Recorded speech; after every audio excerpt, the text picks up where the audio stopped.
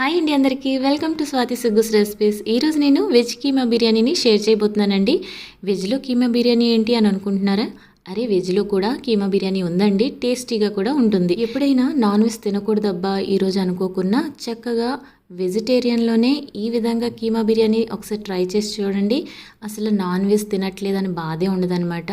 అలానే protein rich biryani కూడా అనొచ్చు దీనికి. హెల్దీ బిర్యానీ, అలానే నాన్ వెజ్ ఫీల్ ఉండే ఒక టేస్టీ కీమా బిర్యానీ అనమాట.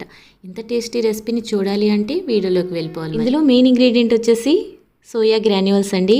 ఈ సోయా గ్రాన్యూల్స్ తోటి సోయా కీమా బిర్యానీని అయితే తయారు చేయబోతున్నాను. మటన్ కీమా బిర్యానీ చేసుకుంటే ఏ విధంగా టేస్ట్ ఫ్లేవర్ ఉంటుందో అచ్చం అదే విధంగా ఉంటుందండి. దీన్ని ఒక కప్పు వరకు తీసుకోవాలి. సోయా గ్రాన్యూల్స్ని రెండుసార్లు శుభ్రంగా వాష్ చేసి పక్కన పెట్టుకున్నామంటే నీరంతా స్ట్రెయిన్ చేసేసి ఆ తడికి అవి ఉబ్బుంటాయి. నార్మల్గా మనం తినే రైస్ని తీసుకున్నానండి 1.5 కప్పు వరకు. మీరు కావాలంటే బాస్మతి రైస్ అనే యూస్ చేసుకోవచ్చు. దీన్ని కూడా రెండుసార్లు వాష్ చేసి పక్కన పెట్టాను. ఈ రెండింటిని కూడా విడివిడిగా వాష్ చేసుకొని పక్కన పెట్టేసుకోవాలి. ఇప్పుడు స్టవ్ పైన కుక్కర్ పెట్టి 4 స్పూన్ల వరకు ఆయిల్, టేబుల్ స్పూన్ వరకు నేతిని యాడ్ చేసుకొని కొద్దిగా కాగాక టీ స్పూన్ వరకు షాజీరాని యాడ్ చేసుకున్నానండి. 2 బిర్యానీ ఆకులను తుంచి వేశాను. హోల్ గరం మసాలాని యాడ్ చేశాను. హోల్ గరం మసాలా అంటే 2 యాలకులు, 2 లవంగాలు, జాపత్రి, అలానే దాల్చిన చెక్క వేసేసాను. పసుపు కూడా చిన్న ముక్క వేసానండి. ఇవన్నీ వేసాక 1 నిమిషం ఫ్రై చేసుకొని 4 పచ్చిమిరపకాయలని ఘాట్లు పెట్టి వేసాను అనమాట. 2 పెద్ద సైజు ఉల్లిపాయలని చిన్న చిన్నగా కట్ చేసుకుని ఇందులో యాడ్ చేసుకోవాలి. ఉల్లిపాయలు, పచ్చిమిర్చి మీడియం ఫ్లేమ్లో చక్కగా ఫ్రై చేసుకోవాలి.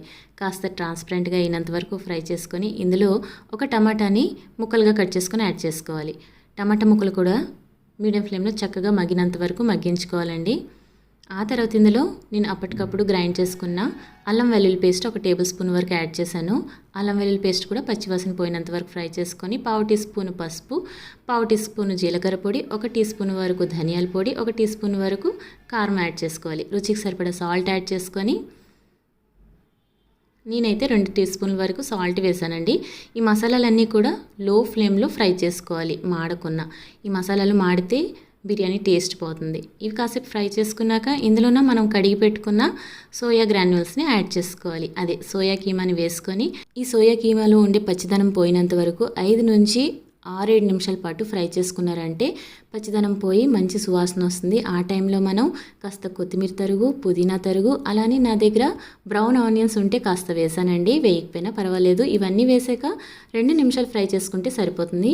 ఇందులో 1 స్పూన్ వరకు బిర్యానీ మసాలా యాడ్ చేశానండి. ఈ టైంలో బిర్యానీ మసాలా యాడ్ చేసి ఒక 2 మినిట్స్ పాటు ఫ్రై చేసుకొని ఇందులోన 1.5 కప్ రైస్కి 3 కప్స్ వరకు వాటర్ యాడ్ చేశాను నేను. వాటర్ వేసాక నీరు మరుగొచ్చినంత వరకు మరగనివ్వాలన్నమాట. వెంటనే రైస్ వేసేయకుండా నీరు ఈ విధంగా మరుగొచ్చాక రైస్ యాడ్ చేయడం వల్ల తొందరగా విజిల్ వస్తుందండి. అప్పుడు రైస్ వచ్చేసి మెత్తపడుకుంటూ ఉంటుందన్నమాట. ఇప్పుడు వాటర్ మరుగొచ్చింది కదా, వెంటనే మనం కడిగి పెట్టుకున్న రైస్ని యాడ్ చేసేసి లాస్ట్లో 1 టీ స్పూన్ వరకు కసూరి మెతిని యాడ్ చేసేసి ఒకసారి కలిపి మూత పెట్టండి. మీరు సాల్ట్ సరిపోదంటే ఒకసారి టేస్ట్ చూడండి, సరిపోకపోతే యాడ్ చేసుకొని కలిపి కుక్కర్ మూత పెట్టి విజిల్ పెట్టి హై ఫ్లేమ్లో 3 విజిల్ రానిచ్చారంటే సోయా కీమా బిర్యానీ పర్ఫెక్ట్గా రెడీ అయిపోతుంది. వెంటనే మూత తీయకుండా విజిల్ పోయాక మూత తీసేసి చక్కగా అంచులమ్మటి నుంచి కలిపి చూసుకున్నారంటే పొడి పొడిలాడుతూ మంచి ఫ్లేవర్ఫుల్గా సోయా కీమా బిర్యానీ అయితే రెడీ అయిపోతుందండి.